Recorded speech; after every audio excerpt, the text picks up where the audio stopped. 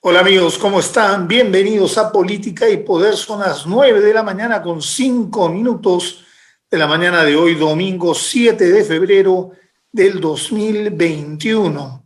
Y estamos transmitiendo a través del canal 3 de Vez Cable, por Vez Radio a través de la señal 101.7 FM, por internet por vezcableperú.com.pe y en Facebook por la señal Vez Cable TV Canal 3.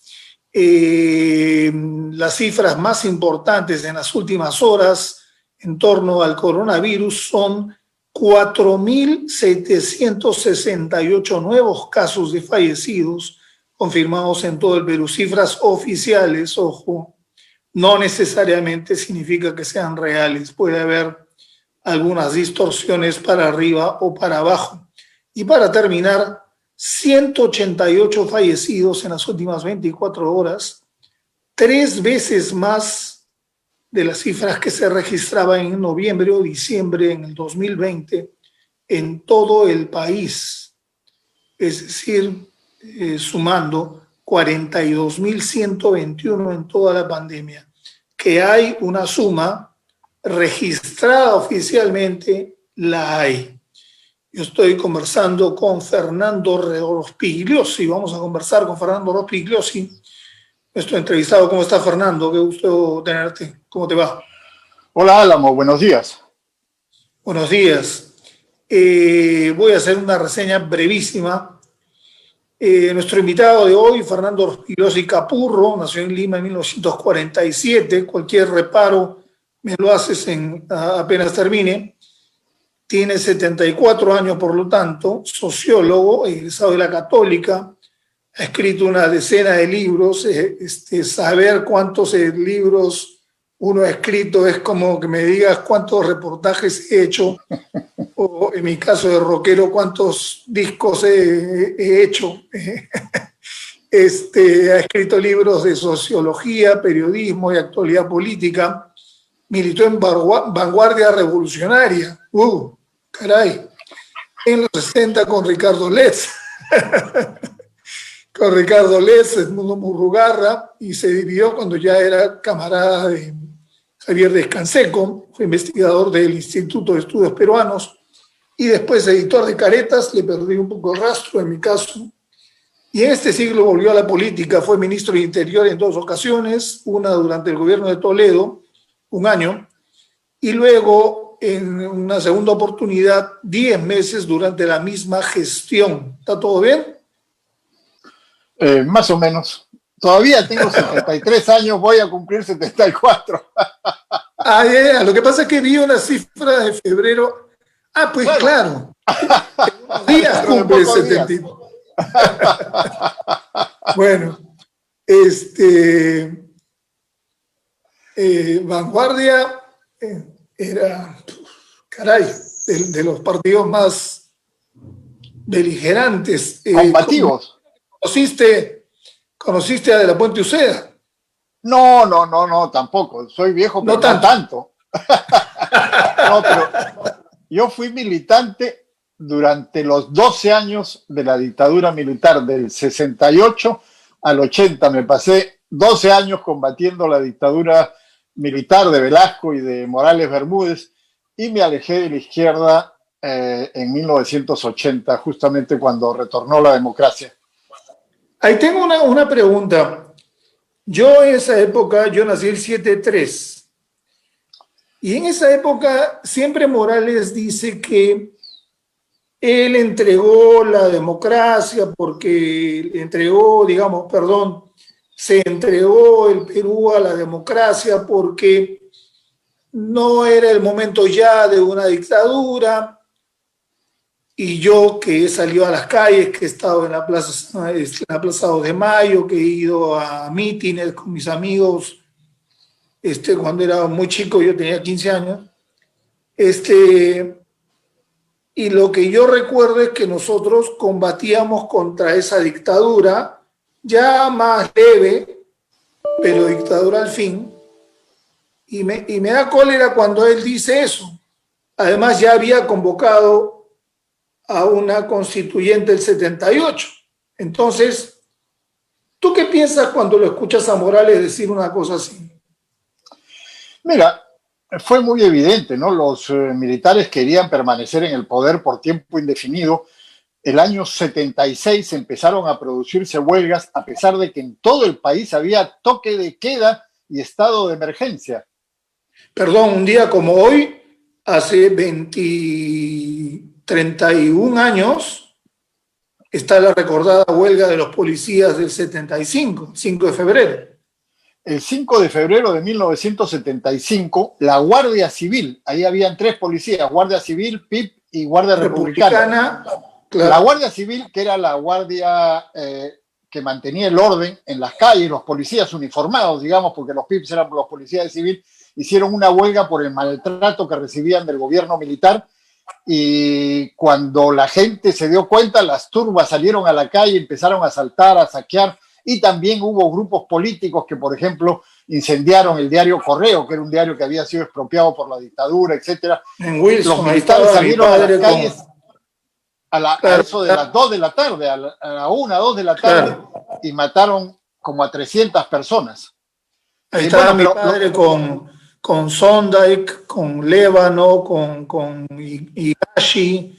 Sí, con Lauer, claro. Claro, ellos trabajaban en la crónica. Yo me acuerdo, el gordo Sondike sacó una edición extraordinaria de la crónica el día 6, llena de fotos. El gordo pues era un periodista extraordinario. Bueno, pero lo que tú decías, lo de Morales Bermúdez, lo que pasa es que el año 76 estado de emergencia en todo el país, prohibición de huelgas, toque de queda, pero la gente empezó a protestar y el año 77 explotó. Hubo un gran paro nacional, hubo paros en el sur y el gobierno militar ya no le quedó más alternativa. Eso fue en junio y julio del año 77. El 28 de julio Morales Bermúdez anunció la convocatoria de una asamblea constituyente y dijo ya nos vamos. Claro, solo para terminar y ya no interrumpirte mucho, eso de que no, que hay que entregarle el gobierno a la democracia y que no sé qué, fue una pantomima en realidad. Ya se dio cuenta que su gobierno no daba más, esa es la verdad.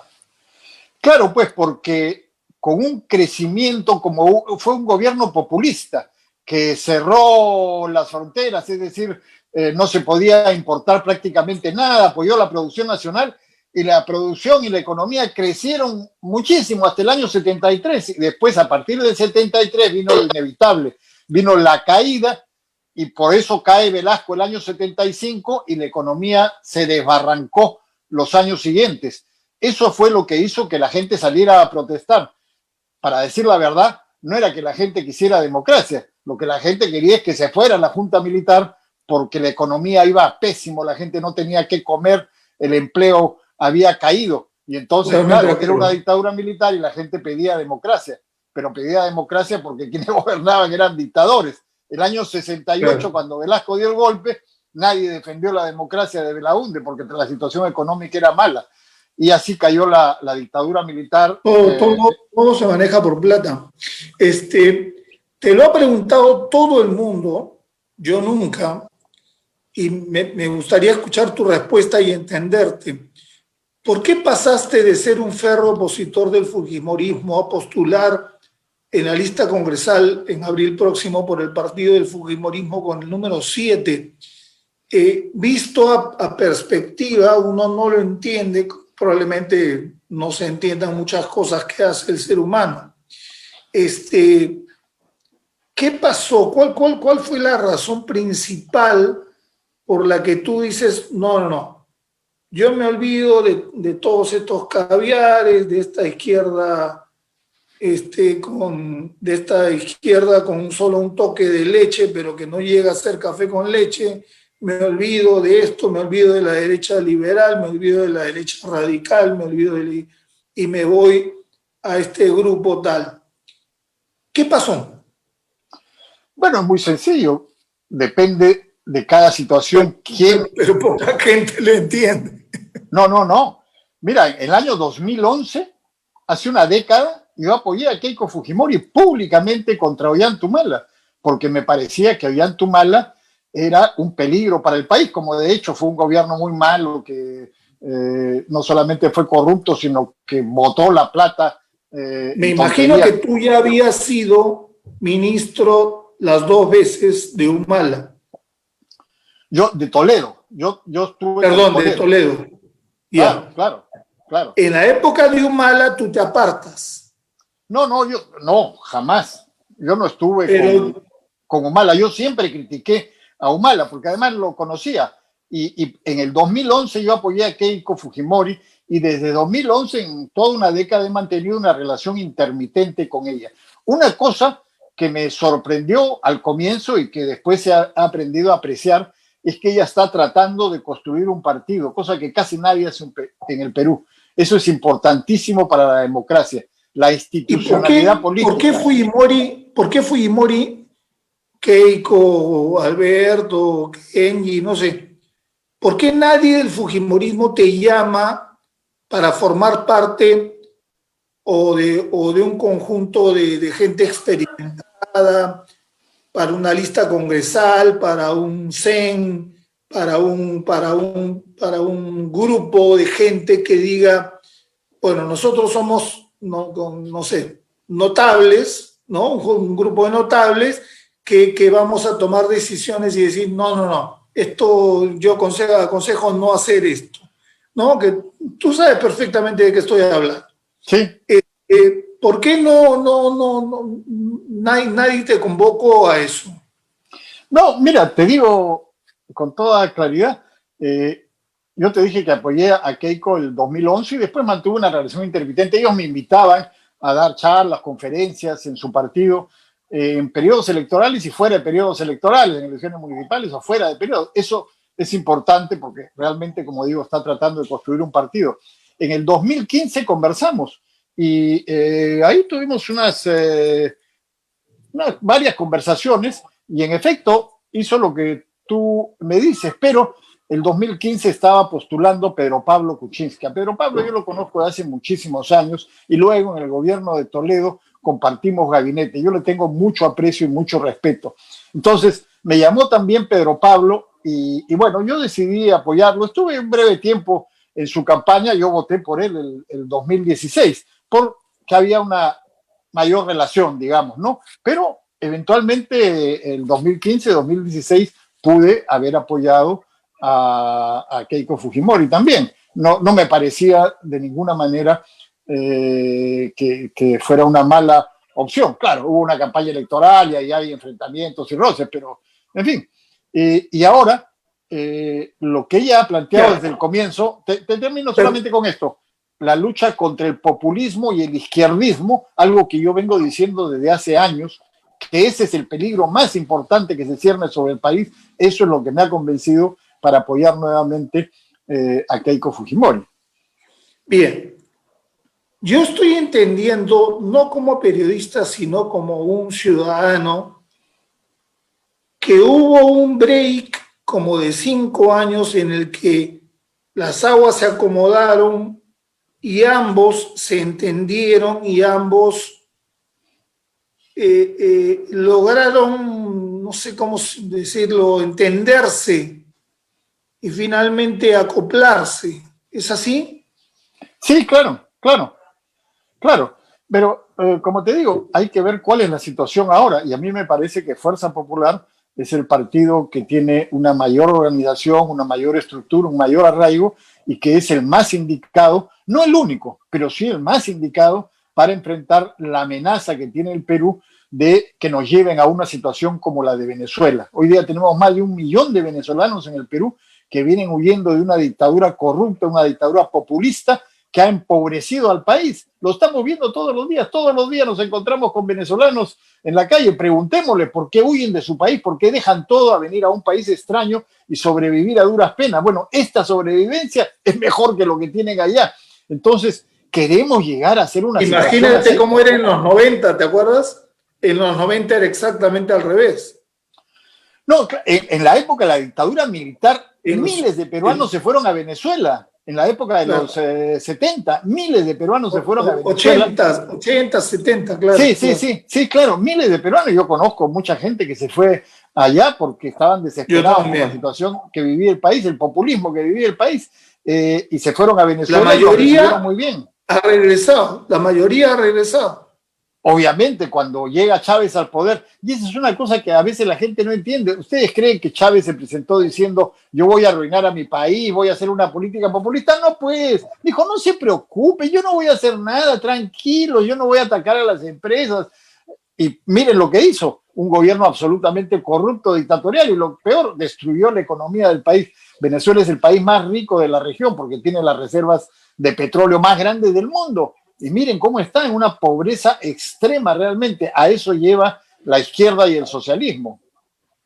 Y ahí eso lleva la plata, porque en verdad, como dice como dice Andy Montañez, si no me equivoco, con la plata baila el mono. O sea, la plata es la que determina finalmente cómo va la economía de cada país. Esa es la verdad. Tenemos un video de una grabación reciente tuya que me gustaría escuchar, dura muy poco, para entrar en calor y hablar de algunos temas que resultan bastante interesantes. Vamos a verlo, ¿qué te parece? Muy bien. Vamos. En el Perú, que desgraciadamente han tenido que huir, escapar de su patria, dejar todas sus posesiones y sus familias para venir a países extraños a sobrevivir. No pueden. ¿Por qué? Porque llegó un desastre político a ese país, el socialismo del siglo XXI, y esa es la amenaza que tenemos ahora. Ahora tenemos varios candidatos que están precisamente orientados en ese mismo sentido, y que si por desgracia lograran triunfar en las elecciones de este año, conducirían al país a un camino similar al de Venezuela. Es una amenaza, sí es un peligro y tenemos que enfrentarlo. Y me parece que Fuerza Popular tiene la decisión, la mano dura, la mano firme, la energía para combatir ese peligro que nos amenaza a todos los peruanos. Y desde el Congreso hay unas pocas cosas importantes que se pueden hacer ya. Por ejemplo, modificar el Código Procesal Penal para retornar la investigación preliminar a manos de la policía. Una de las razones por las que la delincuencia avanza es que la Fiscalía no sabe investigar y ahora la Fiscalía tiene todo el peso de la investigación en sus manos y se lo ha quitado a la policía. Ese es un error. Hay que modificar algunos artículos del Código Procesal Penal para pasarle a la policía, para retornarle a la policía la investigación criminal. Bien, tú te mantienes con esta idea, Fernando, de que los venezolanos que vinieron fueron de lo peor. Yo no creo que todos los habitantes de un país de, no sé cuántos son, creo que son 30, de 30 millones de habitantes, todos sean delincuentes y gente que debe estar en la cárcel, ¿no? No, para nada, para nada. Como en todas partes hay una proporción de delincuentes. Si tú sacas a ver cuántos delincuentes hay en el Perú, hay una proporción de delincuentes. En el caso de los venezolanos, yo he conocido a muchos que trabajan en diversas actividades, ¿no? Y se ganan la vida como pueden, honestamente, muy trabajadores, ciertamente, porque claro, cuando van a un país extraño tienen que esforzarse más que un nacional para poder sobrevivir. Y desgraciadamente también hay muchos que están vendiendo chocolates y galletas y caramelos en las esquinas, desgraciadamente también. Y también hay una proporción de delincuentes. Claro, ¿tú te acuerdas que en una época, creo que en los 90, en la época de Menem fue, pero no me acuerdo en qué parte, en la época de Menem, tú ibas a Buenos Aires y decías, estos son los taxistas más letrados y más leídos de Sudamérica? Yo creo que los taxistas venezolanos les han sacado la vuelta. Sí, claro. No, y hay profesionales que vienen acá y que no pueden ejercer su profesión porque, claro, revalidar el título y todo es difícil y entonces tienen que trabajar de cualquier cosa. Ahora, ciertamente pues hay una proporción de venezolanos delincuentes, claro que sí, como en todas partes, pero creo que eso no debe llevarnos a la xenofobia y a tratarlos a todos por igual. A los delincuentes hay que tratarlos con mano dura, con energía, claro que sí. A los delincuentes peruanos y a los delincuentes venezolanos y a los delincuentes de cualquier país que estén en nuestro país, sin dudas, pero no hay que maltratar a gente que está tratando de ganarse la vida y sobrevivir con sus familias. Hay casos dramáticos, ¿no? Vemos con chiquitos, con hijos pequeños, realmente es terrible. Y todo eso por culpa de ¿qué? Del populismo y del izquierdismo que se instaló en Venezuela sin que los venezolanos se dieran cuenta, porque poco a poco lo fueron llevando y cuando quisieron reaccionar ya no, ya había una dictadura y ahora esa dictadura ya no permite elecciones libres, ya no permite libertad de prensa, ya no permite nada. Está dominada por los cubanos que le succionan a Venezuela el petróleo para sobrevivir ellos y ayudan a Maduro a sostenerse en el poder. ¿Vamos a caer en eso nosotros? Yo no descarto esa posibilidad. Yo creo que ese es un peligro inminente que podría materializarse en estas elecciones. Gana uno de estos partidos, hay 5 o 6 de ellos que fácilmente nos pueden llevar por ese camino, que rápidamente son capturados por este grupo de izquierda y que nos llevarían a un camino similar al de Venezuela. Yo creo que ese es el principal peligro que debemos enfrentar los peruanos en estas elecciones. Cuando te dicen que estás en un vientre de alquiler es simplemente un partido en el que tú te metes, tú vas, tú te inscribes para que puedas estar en este partido en el que en realidad nada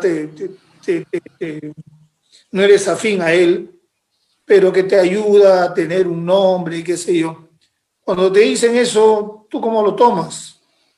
No, eso es una tontería. Primero, que no es un vientre de alquiler, como te digo, es uno de los pocos partidos, o quizás el único partido organizado que hay en el Perú, Fuerza Popular. Segundo lugar, vientres de alquiler son los que tienen la mayoría de candidatos, desgraciadamente. Mira tú, los candidatos que aparecen en las encuestas, todos ellos se han metido a ese partido ahorita. Fuerza Popular es un partido que tiene ya muchos años y que, como te digo, está organizado y estructurado.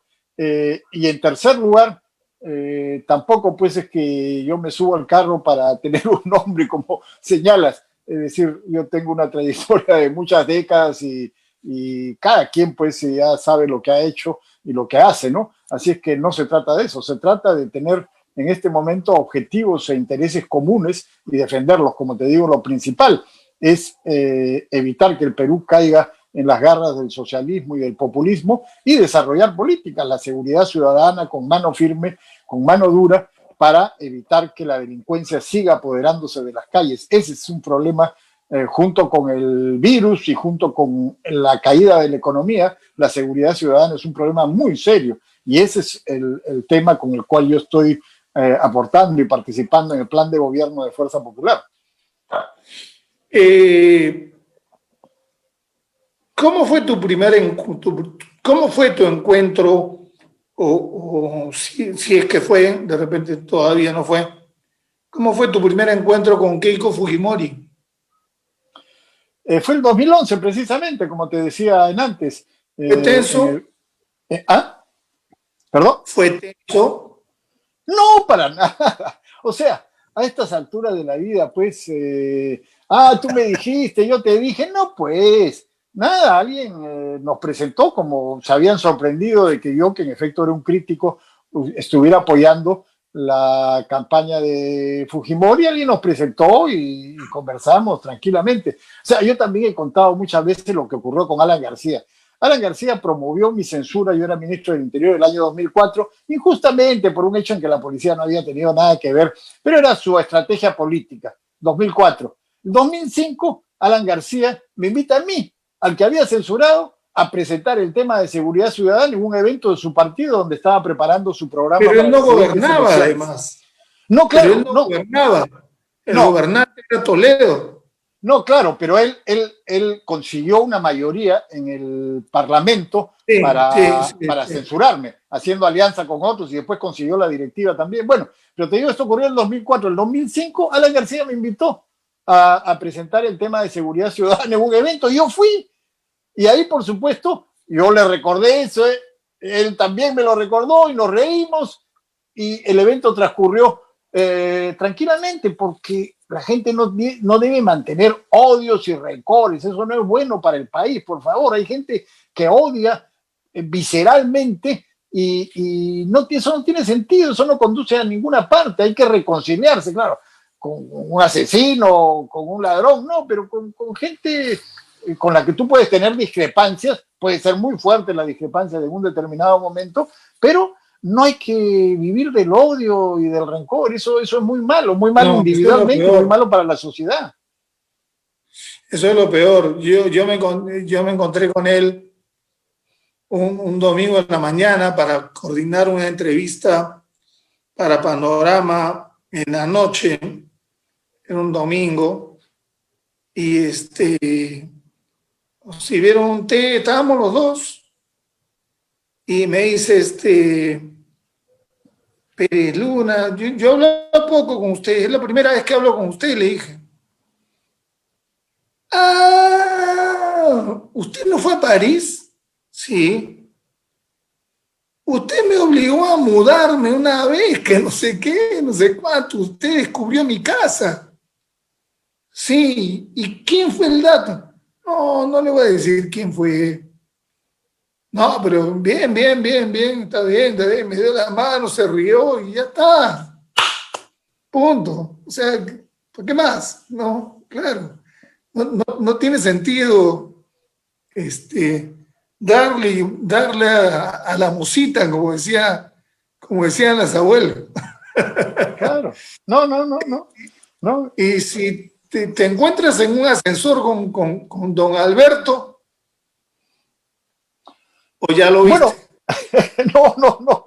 Yo la primera vez que lo vi a Alberto Fujimori fue una entrevista con Radioprograma. Yo participaba en ese programa de los sábados con Denis Vargas Sí. en Radioprogramas, Sí. ampliación de noticias, y en la campaña del 90 yo participé en una entrevista y ahí tuvimos un intercambio fuerte, porque sí, yo respaldaba a Mario Vargas Llosa en el 90, yo era partidario del shock para salvar la economía. Pero no eras fredemista.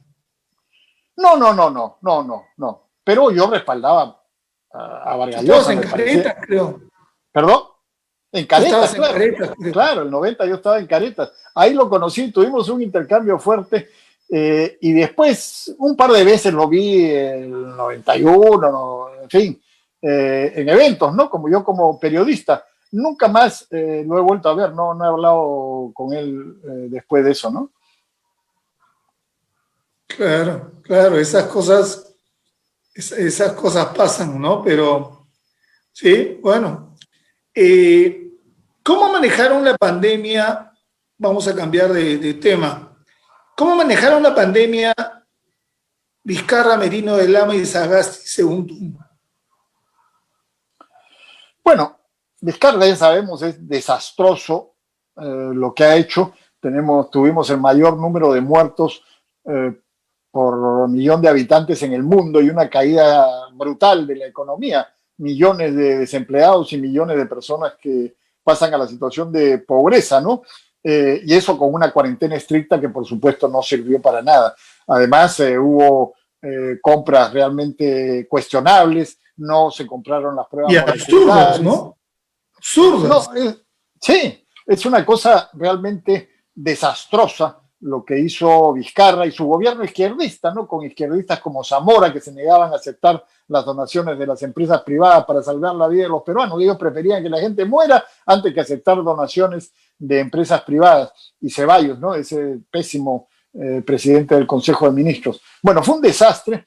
Y luego el gobierno de Merino no se puede evaluar. El gabinete de Antero Flores juró el jueves y el domingo salieron. O sea, no tuvieron tiempo de hacer nada. Yo creo que hubieran sido mucho mejores que Sagasti, ¿no? Creo que Abel Salinas en el Ministerio de Salud lo hubiera hecho bastante bien, por lo menos por las ideas que ha podido. Sí. Claro, perdón. Abel además es un capo. Yo no lo conozco personalmente, pero yo estoy seguro que él en cualquier gobierno lo haría mejor e independientemente de su, a veces, quiero usar el término exacto para no equivocarme, de su nobleza, Antero es un tipo hecho y derecho. O sea, a veces pues se le pasa un poco el elefante, pero yo, por lo menos yo nunca lo he visto actuar mal, ¿no? No, claro, yo publiqué un artículo en el breve tiempo que ellos estuvieron cuando yo escribí en El Comercio diciendo un gobierno razonable, me parecía perfectamente razonable y creo que lo hubiera hecho muchísimo mejor que este gobierno de intelectuales de izquierda, de Sagasti, que me parece que lo está haciendo bastante mal. Mi opinión entonces sobre el gobierno de Sagasti creo que lo está haciendo mal. O sea, ahora van a traer 300.000 vacunas que sirven para 150.000 personas y están haciendo un circo. 7:30, creo. Están haciendo un circo realmente. Dice que van a poner 1.000 policías para custodiar las vacunas, como si alguien fuera a saltar y robarse la vacuna. Qué cosa tan absurda. Por favor, van a sacar 1.000 policías de la calle dejando que nos sigan asaltando y matando para hacer simplemente un circo, porque no hay nada que custodiar, nadie va a saltar. O sea, era una custodia de... ¿Quién se va a robar esas vacunas? O sea, una custodia de usual, 10, 15 efectivos de la policía, ya está, pero no 1.000 policías para custodiarlo. O sea, es un circo lo que están haciendo para justificar su incompetencia. Eso es lo único que quieren hacer, justificar su incompetencia, porque Chile, por ejemplo, ya tiene vacunado a todo su sistema de salud, ya ha empezado a vacunar a 5 millones de personas más, Brasil, Argentina, en fin, todo el mundo está avanzando y nosotros estamos a la cola. Y peor que todo todavía, ha dicho que Sagasti va a ser el primer vacunado. Eso es un error desde todo punto. Mira, en todas partes, en Inglaterra, en todas partes, vacunan primero a la enfermera. Claro, pero Piñera ya se puso hasta la segunda dosis ya. Ya no, le tocó. Claro. Sí. En un artículo que yo publicaba en El Reporte, hoy día, el que dirige Mijael Garrido Leca, digo eso, está bien, yo no me opongo a que vacunen a Sagasti y a todo su gabinete, eso está muy bien, tiene que ser así, pero no tiene que dar el espectáculo de ser él el primero, en todas partes. ¿A quién? A una señora de 90 años, a la enfermera que está todos los días peleando contra el COVID en un hospital. Ese es el símbolo que requiere el país, no el presidente de la República. En Ecuador liquidaron al ministro de Salud porque fue el primero que se vacunó y vacunó a toda su familia. Lo sacaron, pues no es así, es al revés. Esta gente no entiende nada realmente. Claro. ¿Cómo lo manejaría Fuerza Popular? Bueno, mira, tenemos a una persona que es realmente extraordinaria, el doctor Ernesto Bustamante, que está también en el plan de gobierno y está postulando con el número 3 al Congreso. El doctor Bustamante desde el principio, yo recuerdo, él planteó. No está en la plancha, ¿no? No hay plancha, ¿no? No, está en la lista para el Congreso con el número 3. Él desde el principio planteó lo esencial, lo elemental, lo que se ha hecho en otras partes del mundo donde las cosas han funcionado bien, hacer masivamente pruebas moleculares y aislar a los infectados, no hacer estas cuarentenas brutales que arruinan la economía y que llevan a la gente a la desesperación, sino aislar los focos infecciosos. Pero ¿cómo sabe dónde están los focos infecciosos? Haciendo miles de pruebas moleculares al día. No compraron pruebas moleculares y compraron estas pruebas rápidas que no sirven, que dan falso negativo, falso positivo, falso todo. No sirven, pero por alguna razón extraña compraron millones de esas pruebas. Algo hay ahí que en algún momento habrá que investigar. Pero tú has sido, ¿cómo se le llama al ministro, a los que están en el ministerio, a los que acompañan al presidente del Consejo de Ministros, ministro, y tú sabes que los ministros siempre están rodeados de una burocracia enorme. No se habrán vuelto, trato de entender, no se habrán vuelto ellos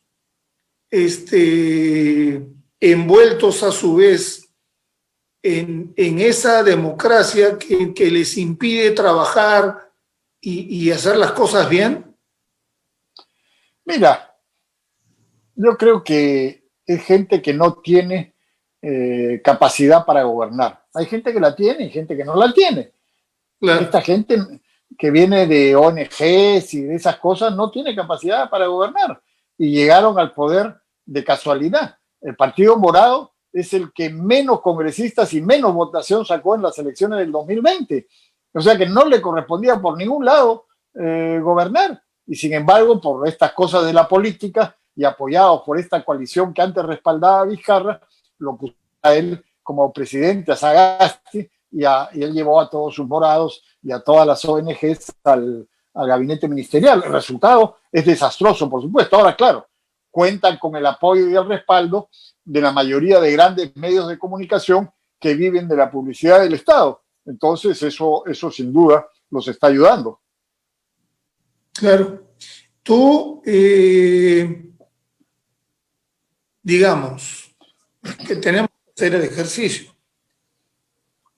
¿Cómo ves esta plancha presidencial de aquí a abril? Mira, no lo sé. Como muestran las encuestas, la mayoría de la gente no está prestando atención a las elecciones, cosa que es perfectamente normal. O sea, suele ocurrir en el Perú, pero ahora con mayor intensidad, porque todos estamos preocupados cómo salvamos nuestra vida, cómo salvamos nuestro empleo, cómo sobrevivimos. Entonces es muy difícil decir qué cosa es lo que va a ocurrir de aquí al mes de abril. Acá las cosas cambian muy rápido, entonces simplemente hay que seguir trabajando, hay que seguir planteando las propuestas, en nuestro caso sobre seguridad ciudadana con Fuerza Popular, un distrito seguro, luchar contra el delito callejero, que es el que más le preocupa a la inmensa mayoría de la población. Todos vivimos angustiados de que nuestros hijos, nuestros nietos, nuestros sobrinos, nuestros hermanos lleguen a casa indemnes hoy día, en la noche, en la tarde, porque de pronto los asaltan en la calle. Eso es un problema muy serio y además el crimen se está volviendo cada vez más violento. Ahora, para robarte un celular te pueden pegar un balazo o una cuchillada y matarte. Entonces, ese es el principal problema. ¿Y cómo combatirlo? Dándole fuerza a las comisarías, dándole fuerza a la investigación criminal, a los detectives y al patrullaje inteligente. El otro día vimos este asalto en el Jirón de la Unión, ¿no es cierto? Se robaron una joyería, una banda de delincuentes. Ese no es un crimen callejero, es un crimen mayor.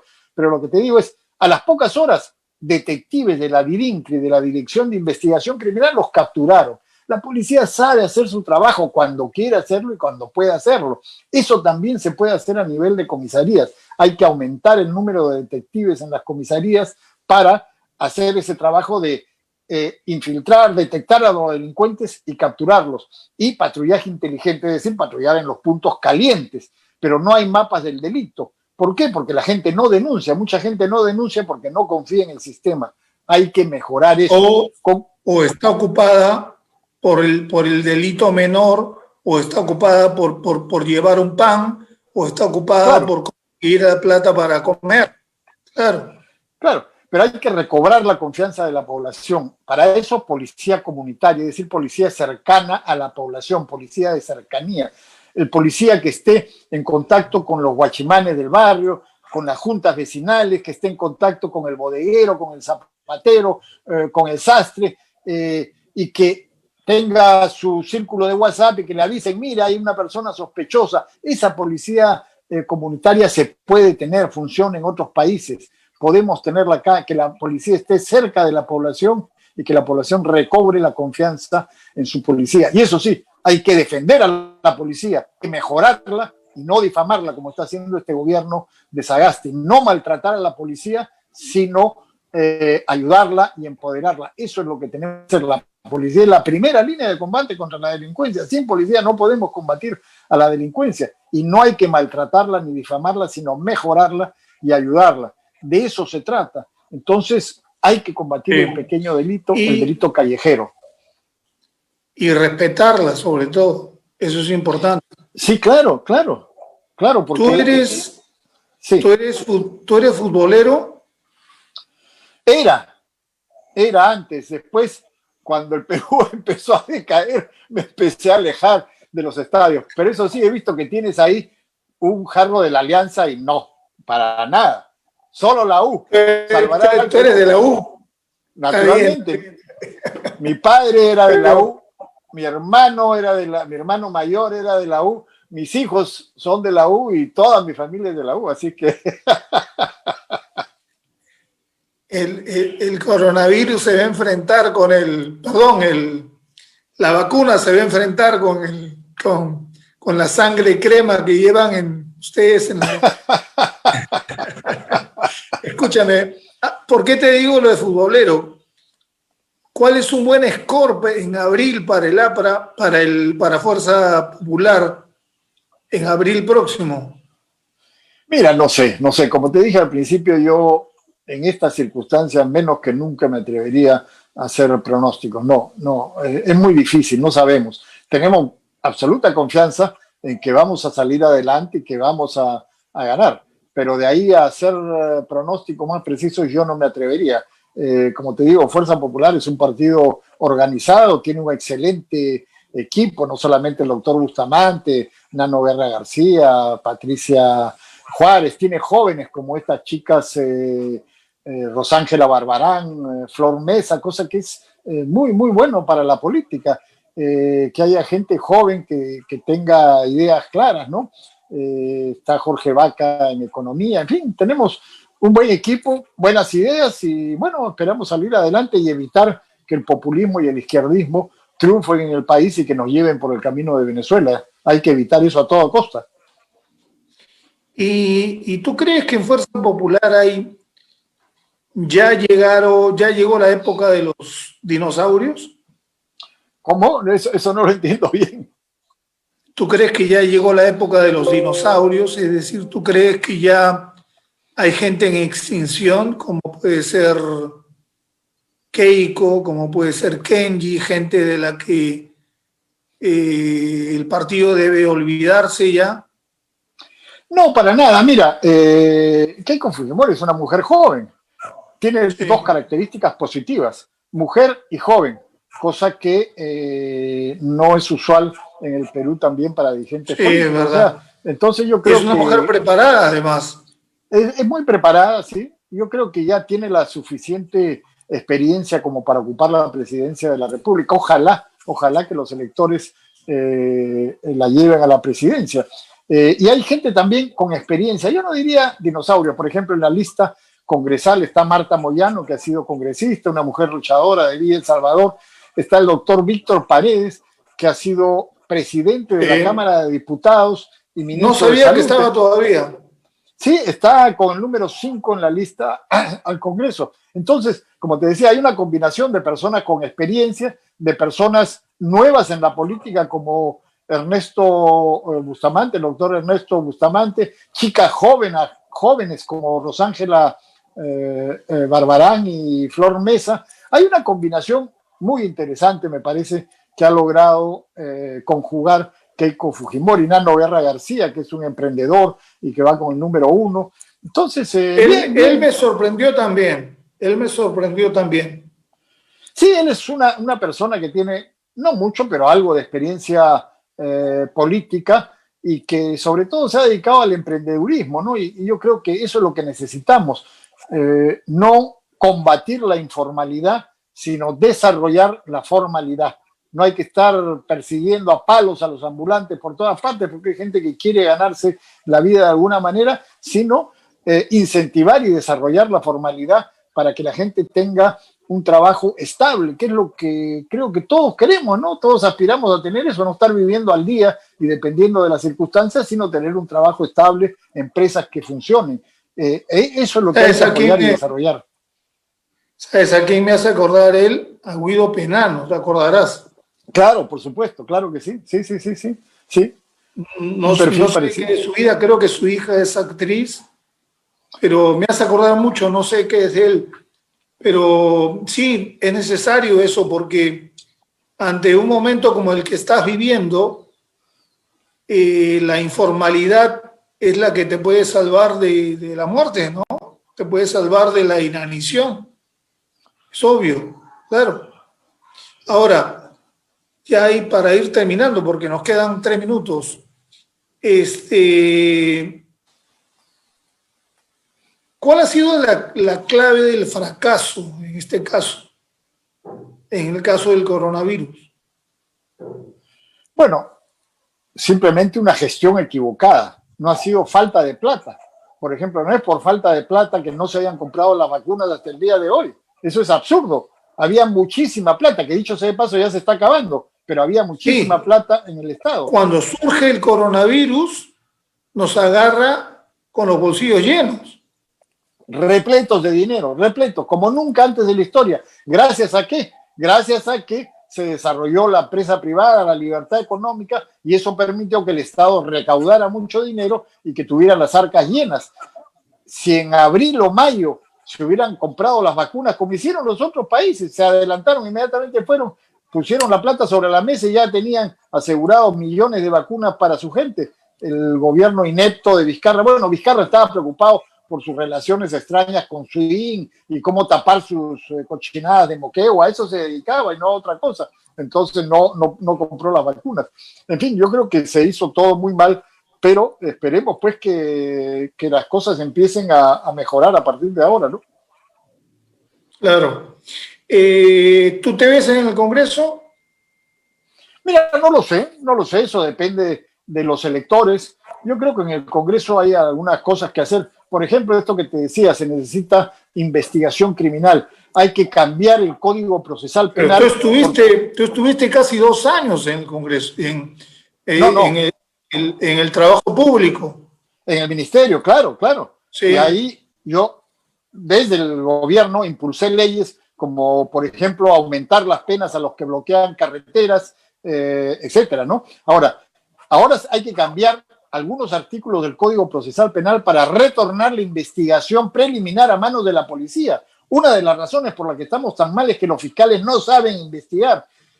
No. La investigación preliminar tiene que estar en manos de la policía como antes. La policía tiene que hacer el atestado. La policía sí sabe investigar. La dirección jurídica de la investigación en manos de los fiscales, que son abogados, pero la investigación preliminar a manos de la policía. Hay que modificar en el Congreso el Código Procesal Penal y de esa manera la seguridad también va a mejorar muchísimo, porque los fiscales dejan libres a los delincuentes porque no saben investigar. Yo estoy seguro que a ti te ha pasado, porque a mí sí me ha pasado, y yo soy solamente un periodista. Yo he ido 2 o 3 veces al Ministerio Público y en 2 o 3 horas revisando 2 o 3 expedientes nos dimos cuenta que el error del fiscal estaba en su cara. No se dio cuenta. Sí, o sea, sí. Es increíble. Esa es una de las cosas que permite que los delincuentes sigan avanzando, porque ellos conocen todos estos defectos de la fiscalía y los utilizan en su favor para salir libres. La investigación preliminar en manos de la policía, otra vez que la policía haga los atestados, para que luego el fiscal ya se encargue de acusar al delincuente ya con las pruebas en su mano que ha conseguido la policía. La policía es muy buena en este terreno, en el de los detectives, en el de los pesquisas, y eso podría mejorar significativamente la lucha contra el delito. Bien, Fernando, te agradezco mucho. Disculpa el hecho de que sea tan temprano, domingo. Descansa, no salgas, estamos en cuarentena. Espero que antes de las elecciones podamos conversar y hablar un poco. Me encantaría, pero yo sé que es difícil, pero me encantaría hablar de esa época de vanguardia, de esa época, y hacer de repente un documental y hacer un especial sobre eso. Muchas gracias, Álamo. Muchas gracias por la entrevista y claro, seguiremos encerrados todavía un tiempo. Inevitablemente. Un abrazo, que estés bien, conversamos. Y esperemos que ustedes, amigos, también se cuiden. Ya saben, según las cifras oficiales falta poco. Hay que aferrarse a la fe, que con la señora Esperanza y la señora Caridad es lo único que nos queda. Nos vemos, cuídense mucho, nos vemos siempre en la programación de Vez Cable. Gracias, Fernando, cuídense mucho. Gracias, Álamo. Nos vemos pronto. Hasta luego, chao.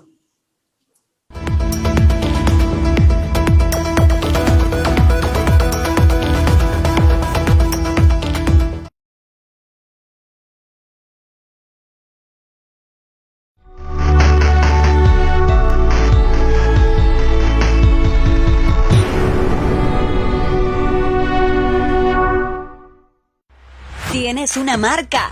Esta es tu oportunidad de llegar a más personas, promocionando tu negocio en nuestro canal. Anuncia aquí y haz que tu empresa tenga un mayor alcance. En Vez Cable Televisión tenemos los mejores precios. Contáctanos a productora@vezcableperú.com.pe. o al 924-492-967. Ves Cable Televisión, tu canal.